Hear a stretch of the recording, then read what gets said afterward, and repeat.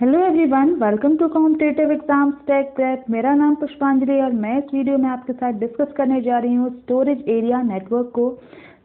इसकी हम बात करने वाले हैं क्लाउड कंप्यूटिंग सब्जेक्ट के अंदर।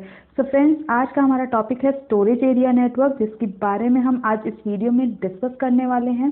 फ्रेंड्स, अभी तक आप मेरे चैनल पर जुड़े नहीं हैं तो जुड़ जाइए, कर लीजिए चैनल को सब्सक्राइब और बेल बटन को प्रेस कर दीजिए, जिससे आने वाली वीडियोस की नोटिफिकेशन आपको मिलती रहे और ऐसी यूजफुल वीडियोस आप देख पाएँ।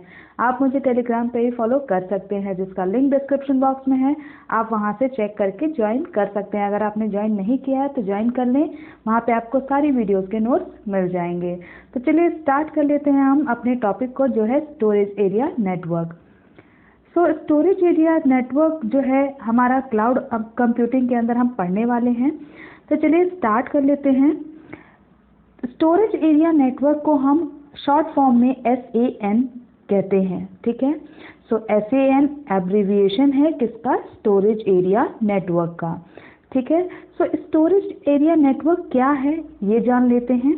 तो ये एक बेसिकली डेडिकेटेड, स्पेशलाइज्ड और हाई स्पीड नेटवर्क है।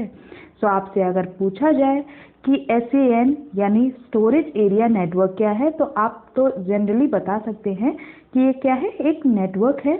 कैसा नेटवर्क है? तो डेडिकेटेड नेटवर्क है, स्पेशलाइज्ड है और ये हाई स्पीड नेटवर्क है, ठीक है, जो कि आपको block level data storage provide करता है, ठीक है। यानी ये किस तरह का डेटा स्टोरेज प्रोवाइड करेगा? Block level data storage provide करेगा, ठीक है। It deliver the shared pool of storage devices, यानी जो स्टोरेज डिवाइसेस के ये क्या प्रोवाइड करता है? ये स्टोरेज डिवाइसेस के शेयर्ड पूल को डिलीवर करता है, ठीक है। यानी जो स्टोरेज डिवाइसेस हैं उसको मोर देन वन सर्वर पे आपका डिलीवर करता है, ठीक है। और मेन एम इसका क्या है?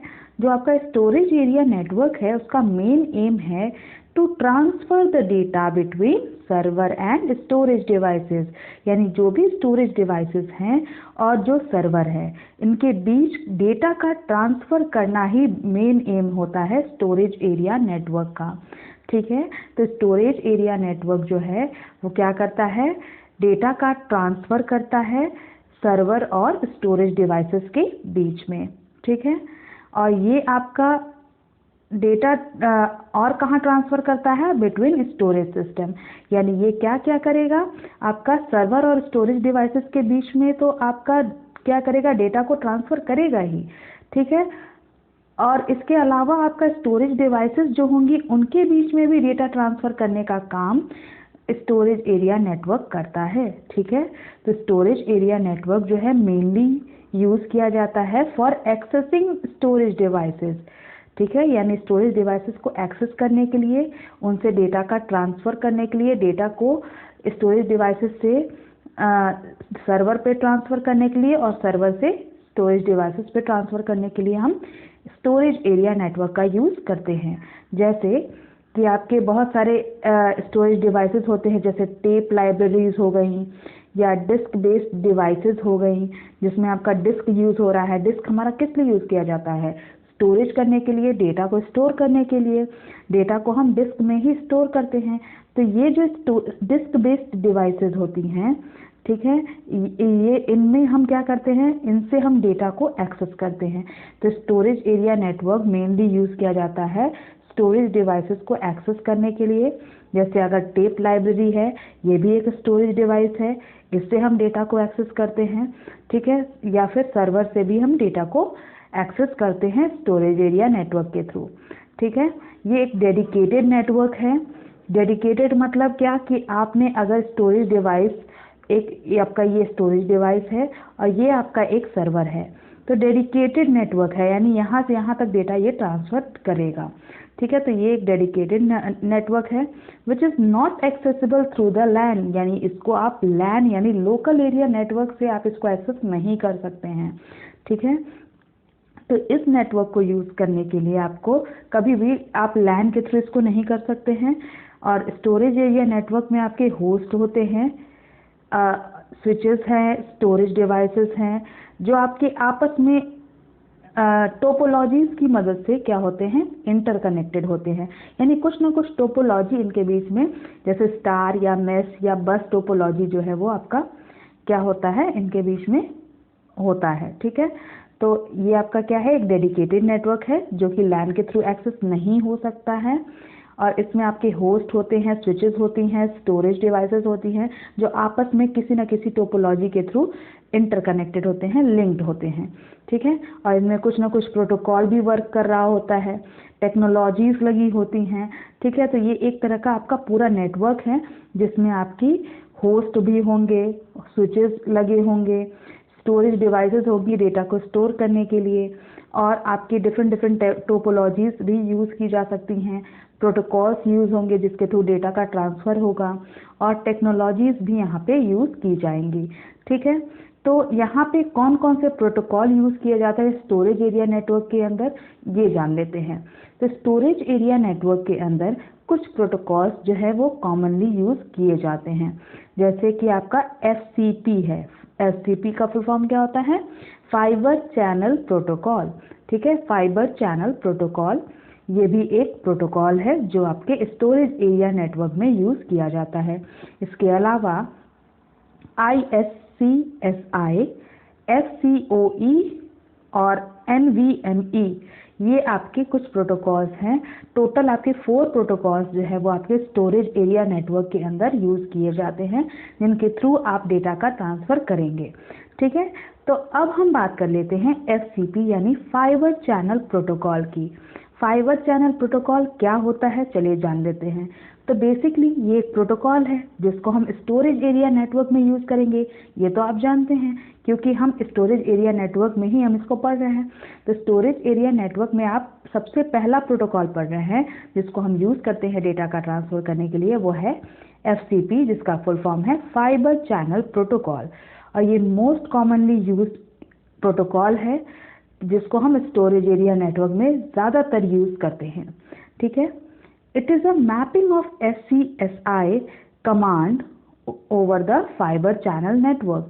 यानी ये क्या करता है, इस प्रोटोकॉल के थ्रू आप फाइबर चैनल नेटवर्क पे SCSI कमांड को मैप करते हैं। ठीक है, SCSI कमांड कौन होंगे, जो SCSI प्रोटोकॉल है उनमें जो कमांड्स यूज़ किए जाएंगे उसको मैप करने के लिए फाइबर चैनल नेटवर्क पे हम इस प्रोटोकॉल का यूज़ करते हैं। ठीक है, सो इसका अब नेक्स्ट बात कर लेते हैं ISCSI की। ठीक है, तो इसका फुल फॉर्म होता है इंटरनेट SCSI, या फिर इसको हम बोलेंगे internet small computer system interface. ठीक है, तो SCSI का फुल फॉर्म क्या है, स्मॉल कंप्यूटर सिस्टम इंटरफेस। ठीक है, आई का मतलब होता है इंटरनेट। ठीक है, तो टोटल मिला के इसको कहेंगे internet small computer system interface, और ये एक second largest block of SAN protocol है, यानी ये दूसरे नंबर का आपका लार्जेस्ट प्रोटोकॉल है। ठीक है, लार्जेस्ट ब्लॉक प्रोटोकॉल है। तो ये क्या करेगा, it put the SCSI command inside the Ethernet frame. यानी ये क्या करेगा, जो SCSI कमांड्स हैं, यानी जो आपके स्मॉल कंप्यूटर सिस्टम इंटरफेस के कमांड्स हैं, उनको ईथरनेट फ्रेम के अंदर ये रखेगा। ठीक है, और उसके बाद उसको ट्रांसपोर्ट करेगा इंटरनेट प्रोटोकॉल पे। ठीक है, तो इसके लिए हम इसका यूज़ करते हैं। फिर से समझ लीजिए, जो ISCSI है इसका फुल फॉर्म है internet small computer system interface, और ये एक सेकेंड लार्जेस्ट ब्लॉक या फिर सेकेंड लार्जेस्ट SAN प्रोटोकॉल यानी स्टोरेज एरिया नेटवर्क प्रोटोकॉल है, यानी सेकेंड नंबर का लार्जेस्ट प्रोटोकॉल है। और इसे हम इसके जो कमांड्स हैं वो हम ईथरनेट फ्रेम के अंदर रखते हैं, उसके बाद इसको IP ईथरनेट पे ट्रांसपोर्ट कर देते हैं। ठीक है, नेक्स्ट जो प्रोटोकॉल है वो है FCOE। FCOE का फुल फॉर्म क्या है, फाइबर चैनल ओवर इंटरनेट। ठीक है, फाइबर चैनल ओवर इंटरनेट, ये एक ऐसा प्रोटोकॉल है जो कि ISCSI जो हमने पिछला पढ़ा ISCSI इसी के तरह से है।